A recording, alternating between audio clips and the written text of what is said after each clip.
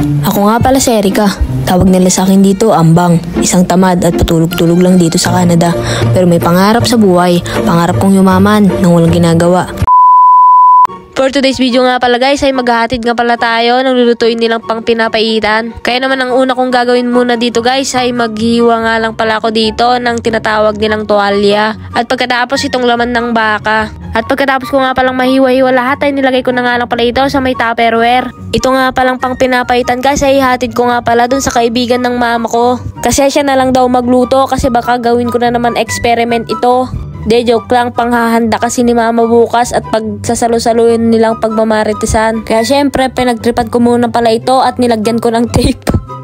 At pagkatapos ko nga pala ito may prepare ay nilagay ko na nga pala ito sa may supot. Kasama na nga pala dito yung at tapos yung sili.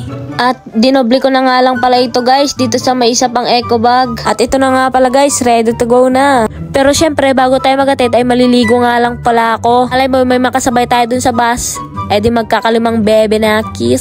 Huy, walang ganun. Ipapakita ko nga pala sa inyo kung paano ako kabilis maligo. O, diba? Tapos na ako agad. At ito na nga pala guys.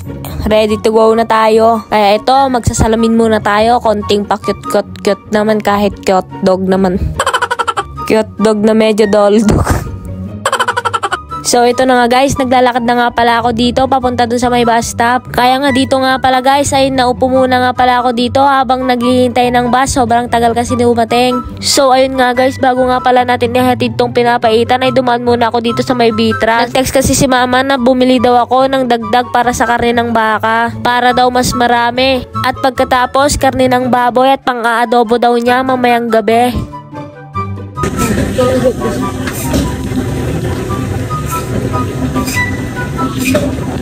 Yeah.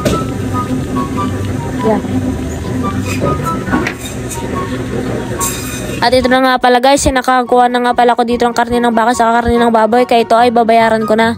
At ito na nga pala guys, ay papunta na nga pala ako sa paghahatidan natin ng pang pinapaitan. Pagkatapos ito nga pala ay nakasakay na nga pala ako ulit dito sa may bus. Tawid na nga pala tayo dito guys. Papunta. Ay papasok doon sa kanila. Wala ako dito, papasok doon, malayo-layo pa konti. Lupit ng mga bahay dito guys. Ang lamig dito. Sabi pala ng kaibigan niya, iwan ko na lang dito sa may tuktok ng sasakyan. Kasi nagpapaligo pa siya ng alaga niya, kaya hindi siya makababa.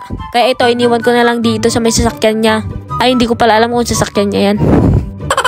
Kaya kung hindi ka nga pa pala nakapag-follow sa aking page, ay baka naman mag-follow ka na. Natatakot nga pala ako dito, baka may magtawag ng 911. Baka isipin, nagtatanim ako ng bomba.